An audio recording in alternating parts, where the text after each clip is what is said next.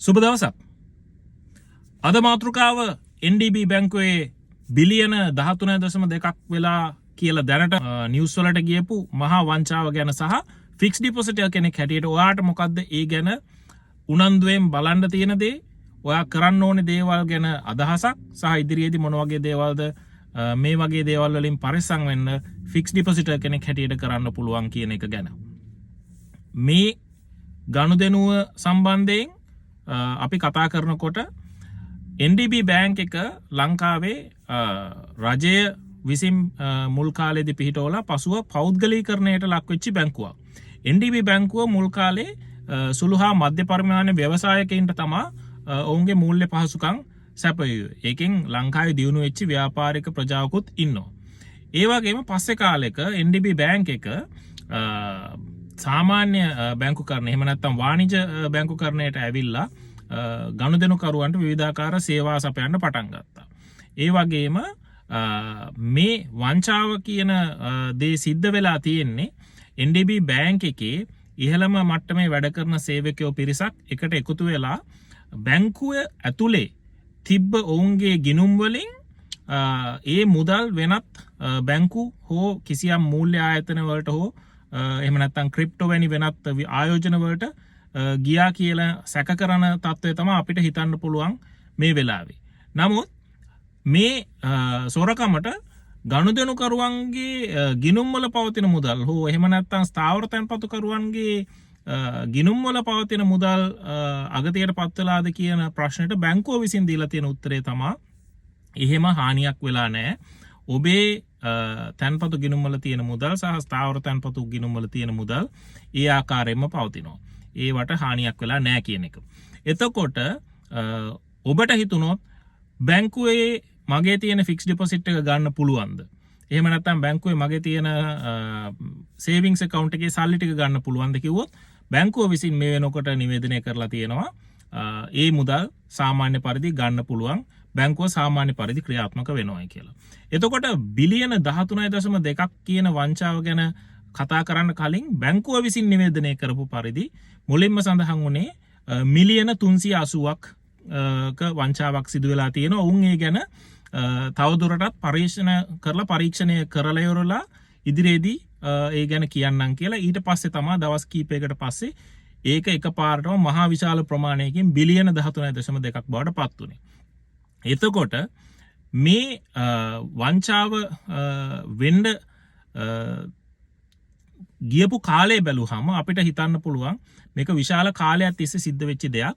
නමුත් මේක ආයතනය ඇතුළෙම පිරිසක් විසින් කරපු නිසා ඔවුන් විසින් මේක වංචා සහගතව වහගෙන ඉඳලා තියෙනවා කියන එක තමයි අපට හෙළි වෙන්නේ. ඒ වගේම මේක බැංකුව සම්බන්ධයෙන් ගත්තොත් NDB බැංකුවේ විශ්වාසය පිළිබඳ මිනිසුන්ට ප්‍රශ්න සහගත තත්ත්වයක් ඇති කරන අවස්ථාවක්. හැබැයි බැංකුවේ වත්කම් හැටියට ප්‍රකාශ කරලා තියෙන බිලියන 977න් මේ සොරකමට ලක් වෙලා තියෙන ප්‍රමාණය ගත්තොත් 100.7ක් වගේ ප්‍රමාණයක් තමා සොරකම් වෙලා තියන්නේ. ඉතින් එහෙම වුණාම ඔබේ තැන්පතු මුදලට සිද්ධ වෙන හානිය කියන එක ගැන බැලුවහම කිසිම හානියක් වෙලා නැහැ කියන තැන තමා NDB බැංකුව ඉන්නේ. ඒ වගේම ශ්‍රී ලංකා මහ බැංකුවත් කිසියම් හදිසි අවස්ථාවකදී මුදල් අත්‍යවශ්‍ය තත්ත්වයක් ආවොත් NDB බැංක් එකට අවශ්‍ය කරන මුදල් සැපයීමේ ලික්විඩිටි එක සම්බන්ධයෙන් සපෝට් එකක් දෙනවා කියලා තියෙනවා. ඒ වගේම මේ ගැන මහ බැංකුව දැනුවත්ද? ඔව්, මහ බැංකුව දැනුවත්. ඔවුන් මේ වෙනකොටත් ඒ ගැන ප්‍රකාශ කරලා මහ බැංකුවේ වෙබ් අඩවියේ මේ ගැන ප්‍රකාශයක් සටහන් කරලා තියෙන ඔවුන්ගේ ස්ථාවරත්වය සහ පරීක්ෂණ කරගෙන යන ඒවා ගැන ඉදිරියේදී කටයුතු කරනවා. ඒ වගේම බැංකුව පැත්තෙන් මේකට සම්බන්ධ සියලු දෙනාම වැඩ තහනම් කරලා තියෙනවා. CID එකෙන් පරීක්ෂණයක් පවත්වාගෙන යනවා. ඒ වගේම තමා මේ අවස්ථාව වෙනකොට ඔබට හිතුනොත් මගේ ෆික්ස් ඩිපොසිට් එක තව මේකේ තියන්න බෑ මට ගන්න ඕනේ කියලා එහෙම ගන්න පුළුවන්ද? ඔව්, ඔබට එහෙම ගන්න පුළුවන්. ඔබ සාමාන්‍ය පරිදි early withdrawal එකක් කරනවා නම් ඒකට අවශ්‍ය තත්ත්වය බැංකුව විසින් ඔබට පහසුකම් සපයා දේවි.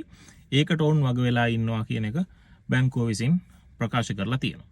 එතකොට ෆික්ස් ඩිපොසිට් ගෲප් එකක් හැටියට ෆික්ස් ඩිපොසිට් කමියුනිටි එකක් හැටියට මේ ගැන අපි කවද්ද ඉස්සල්ලාම ඔබ හමුවේ තැබ්බේ. අපි මේ ගැන කතා කරේ මීට දවස් කීපයකට පෙර. ඒ වගේම අපි ඒ ගැන සටහන් තැබුවා වගේම මීට කාලෙකට කලින් සිද්ධ වෙච්චි විස්තරයකුත් ඒ එක්කම මේ සටහනේ තැබුවා. NDB බැංකුව විසින් කොටස් වෙළඳපොළට යවපු ලියුමේ පිටපතකුත් අපි සටහන් කරා.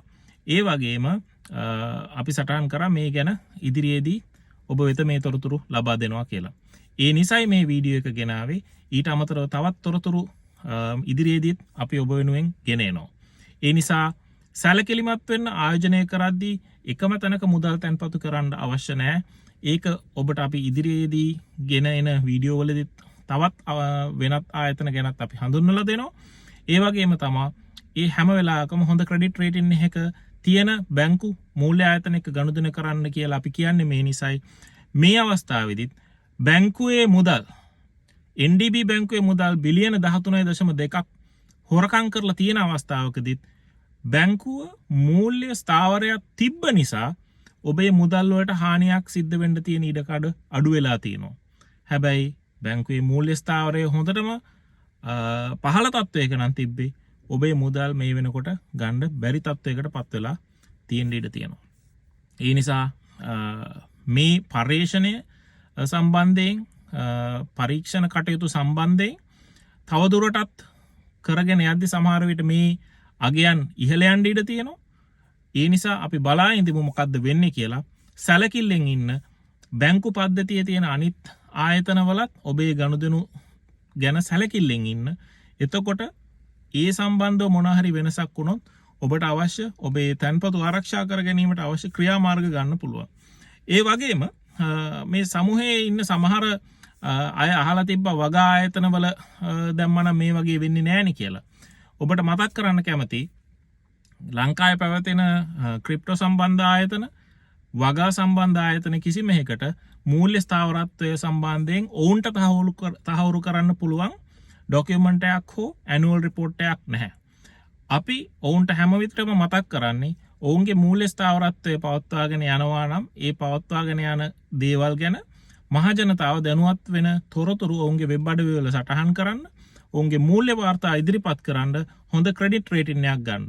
මොකද ඔබගේ වගා ආයතනයේ මොනවා හරි වංචාවක් සිද්ධ වුණොත් ඒ වංචාවෙන් මුදල් කවුරු හරි එළියට ඇද්දොත් ඔබේ ආයතනයේ ගනුදෙනුකරුවන්ට හානියක් වුණාම ඒ අයගේ මුදල් පියවීමට මහ බැංකුව හෝ කිසිම කෙනෙක් අපකැප වෙන්නේ නැහැ.